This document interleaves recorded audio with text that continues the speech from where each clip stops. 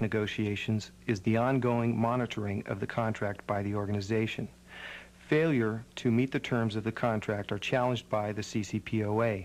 The Labor Department has field representatives that work with the local chapters to review and resolve problems as they occur at the local level.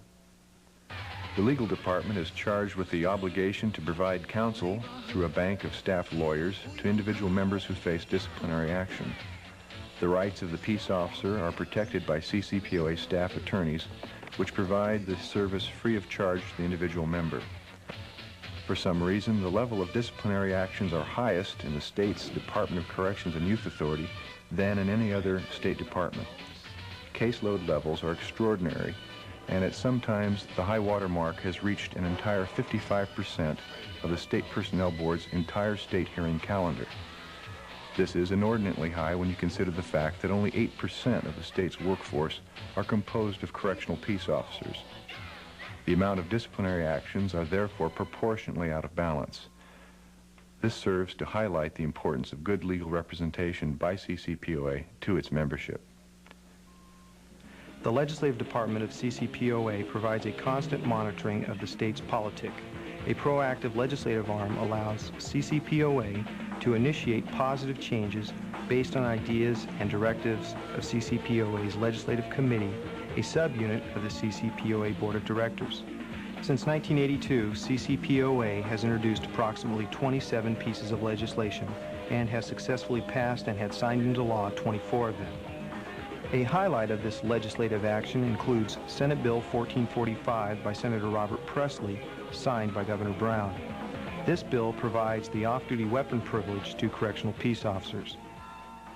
Assembly Bill 971 and Companion Bill AB 3361, which authorized the negotiation and eventually implemented the new state peace officer retirement formula, was a $272 million improvement over the old formula.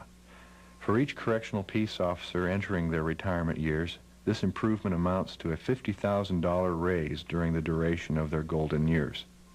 The successful passage of this bill has been the most single important factor in reducing the turnover rate of correctional officers by about half their former levels. Assembly Bill 1199 by Assemblyman Dave Elder mandated the state to provide second chance vests to officers for protection against violent assault with a weapon. In addition, CCPOA lobbies independent boards and commissions which affect the career of the correctional peace officer. The Public Employees Retirement System oversees the retirement and health benefits for the state. The newly created Blue Ribbon Commission reviews the state's overcrowded prisons, and the Presley Institute, a new think tank for correctional issues.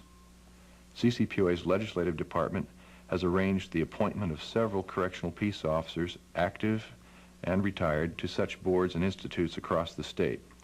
CCPOA also lobbies the state confirmation process of gubernatorial appointments to the various state prisons. Successful membership enrichment activities of CCPOA are inclusion of correctional peace officers in the Police Olympics, annual games involving peace officers from local PDs, sheriff's offices, the FBI, the CHP, and other local law enforcement agencies.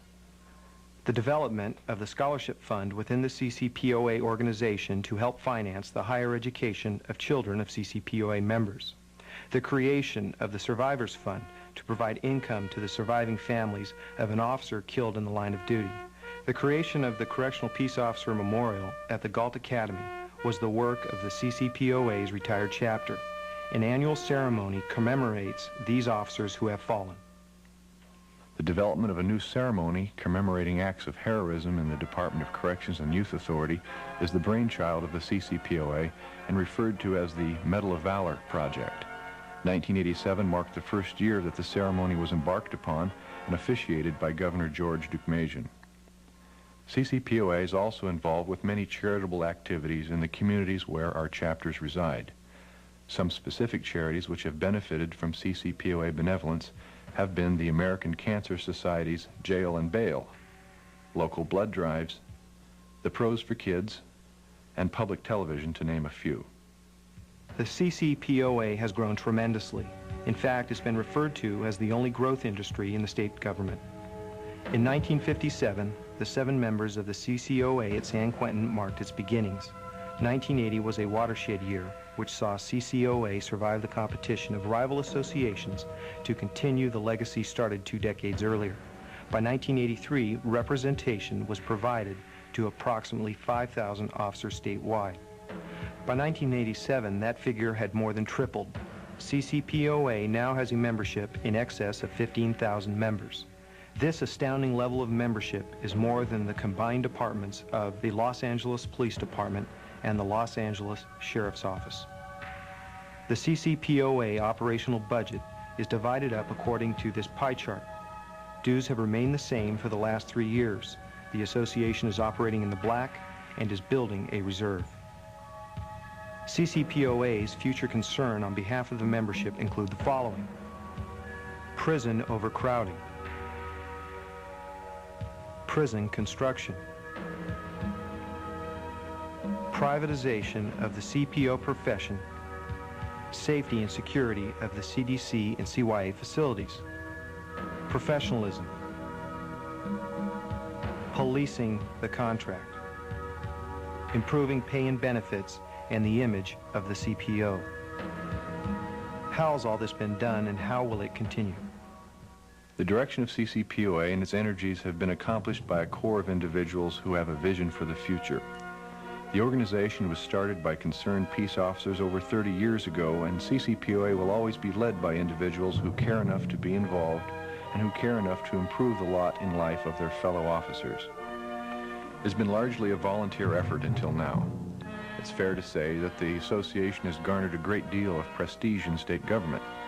It is considered an extremely effective organization, one that jealously guards its independence, both as a union and as a political entity.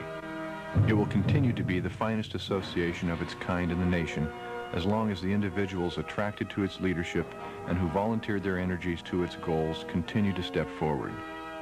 CCPOA was born to serve the correctional peace officer profession. It will continue to accomplish that charge as long as correctional peace officers get involved and work with their professional association for their best interests as they handle the toughest beat in the state.